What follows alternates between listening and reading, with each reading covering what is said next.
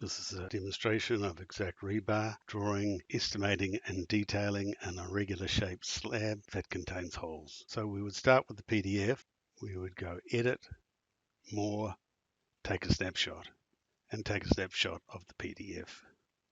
Note that it depends on the version of the PDF, but it's taking a snapshot from the very latest version. You go to the hamburger pull down, Undo, Redo and More, and take a snapshot from that menu. So returning to Exact Rebar, we go Edit, Paste. And there is our slab, but this of course will be out of scale. Now we can scale the image, but the easiest way to do it is to draw 2 points and go to this long line up here. And that is 84 foot 8 inches.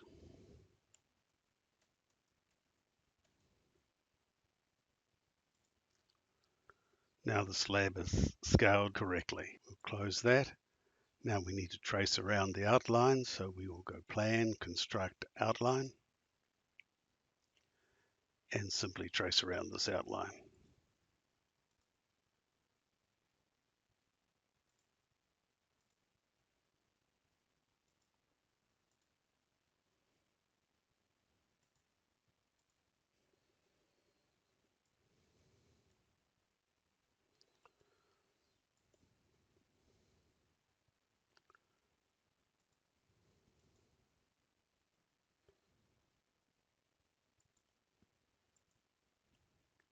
Now we could trace back to there, but the simplest way is to right click and go Close to Start Rectangular.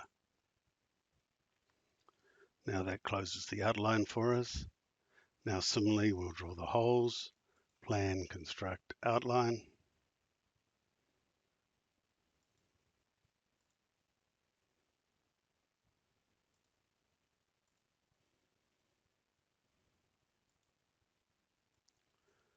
And similarly, right click, Close to Start Rectangular, Plan, Construct, Outline again, and draw the second hole.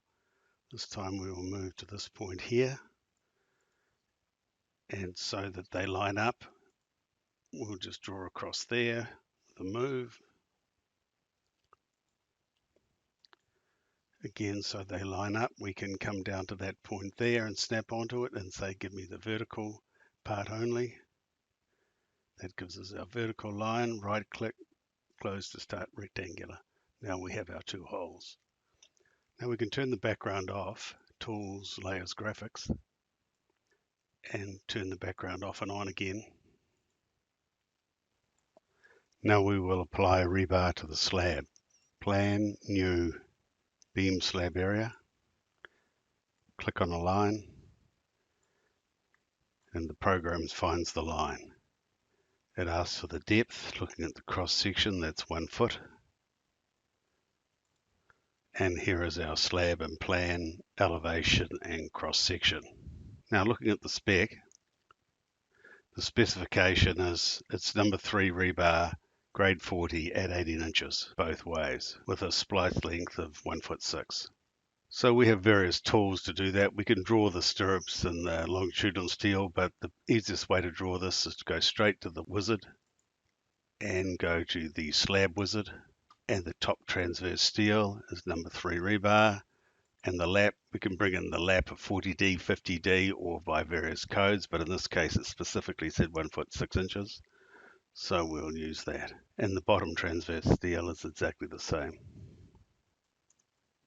The top steel, number 3, again the lap is 1'6", and the spacing, this time the spacing is in feet and inches, so we will change that to 18 inches and feet and inches.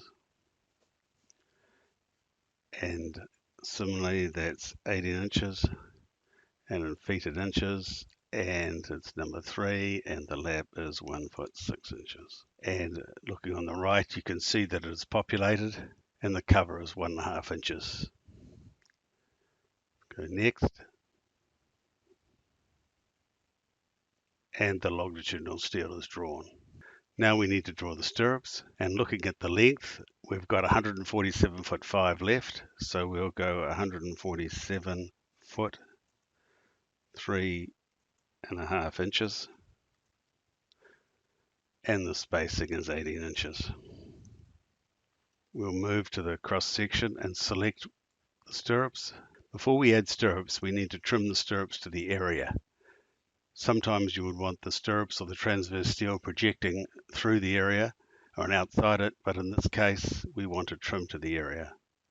So we'll click on Trim to the Area and go Add Stirrups.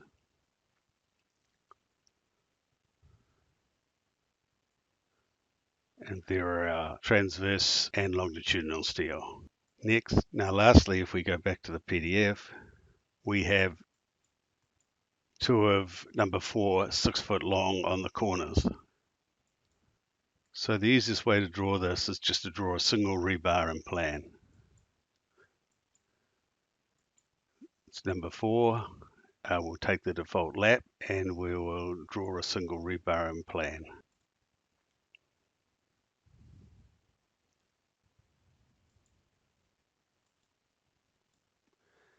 And it's 6 foot. The angle doesn't really matter. The main thing is the length of the bar. We could change that if we wanted to 45 degrees. Finish. So there's our bar. Similarly, down this bottom corner, draw a single rebar. Zooming in. This time we've overshot, so I'll change it to 6 foot. And the angle of the horizontal is -45. Finish. Now again, there are 2 bars there, shown here and shown there, and also shown on the elevation. Now we could draw the second bar beside it, but the simplest way is to select the bars, hold the Shift key down, select the second bar, and go Edit, Copy, Rebar, Duplicate.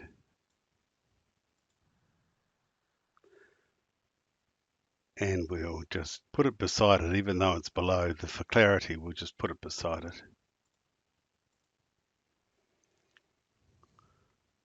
And so now we have bars beside those bars. Now they'll be below each other, but for clarity in the plan view, we're showing them as beside each other. And again, we can draw these bars on this side, but again, for simplicity, if we select that bar, hold the Shift key down, select that bar, we can go Edit, Copy, Rebar, Mirror about the vertical, changing to plan view, and so we will mirror about that line there, and go Draw and Finish. And now we have mirrored those bars. Now similarly, we have this side here, and again using the same process, we will select the bar, hold the Shift key down, select the other bar, still holding the Shift key down, we'll select those bars, zoom out again, and go Edit, Copy, Rebar, Duplicate, and we'll just simply move across to there. And now the bars are there, and the same process again. We will select those bars, hold the Shift key down, and now Edit, Copy, Rebar, Mirror about the vertical. There's our vertical line there. Finish. And now the bars are duplicated. Now we have finished drawing all our rebar. So we'll go Close, Close, and there it is in plan view. We can go into 3D as a double check. There is our bars in 3D. We can show in the color, and it's showing the rebar in color. We can show laps, and that is showing the 1'6" lap.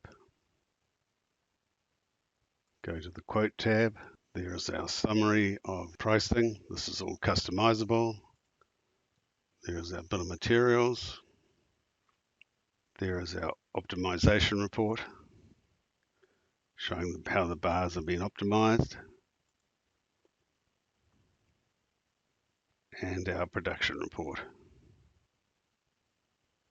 Going back to the plan view, Going back to the 3D view, that shows very simply how we can take an irregular slab with holes and estimate it and detail it.